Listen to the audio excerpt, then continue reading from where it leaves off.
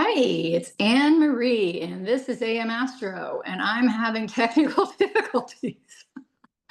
um, so, uh, this whole system, like my system is not working, and I have reached out to somebody that does this system, and I'm hoping I can if it's shaking, it's because I'm shaking, but if I put it down, it's not a good angle. I'm holding my phone, and my computer is not letting me do anything, and everything's just a mess. But I've reached out to somebody that also works with this system, and I haven't heard back from him yet, but I'd like to visit with him to see, because there's a couple places in the book that John Frawley contradicts himself. Um, and that's causing me problems. Because in one place he says that if the if Lord 7 is inside the cusp of Lord 1 by a very small orb, then that's a strength for Lord 7. But then he says in the next, like 2 pages over, that no matter what, if he's inside the cusp of his enemy's house, then he's trapped. And so it's just like, well, which one is it? Which one is it? So anyway, I'm looking at Stanford and Louisville, and I'm going to try to, let's see if I don't know how this is going to work. Can I like reverse the camera to the other side? Maybe, yes. Okay. So here's the chart. So Louisville is the favorite.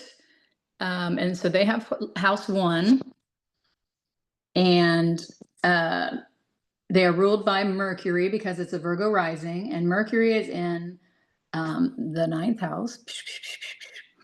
And so that doesn't really like do anything. And then Mercury's Antitia is 20 Virgo in the 1st. So the moon is going to conjunct that.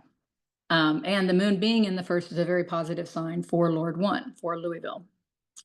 And then we can't use the 10th or the 4th because they're both ruled by the same lords as the 1st and the 7th. So we're not doing anything there.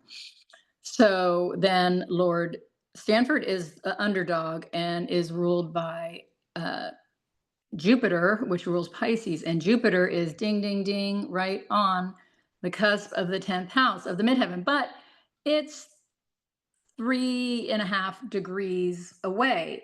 So because that worked for one team on day 1, and it did not work for SMU on day 2, i.e. last night, i.e. which I am excited that SMU won, yes, but there were so many testimonies that said that they wouldn't. And so I'm just so confused with this whole system. Hi, August. Hi, honey.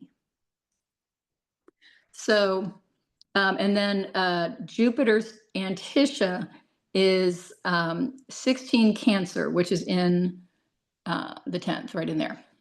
And so then we look at the moon, and it's in the 1st, and so that favors Louisville. And its Antitia is 10 Aries, which is right here, which Lord 1 is going to be conjunct. And so that's a plus for Louisville as well. Then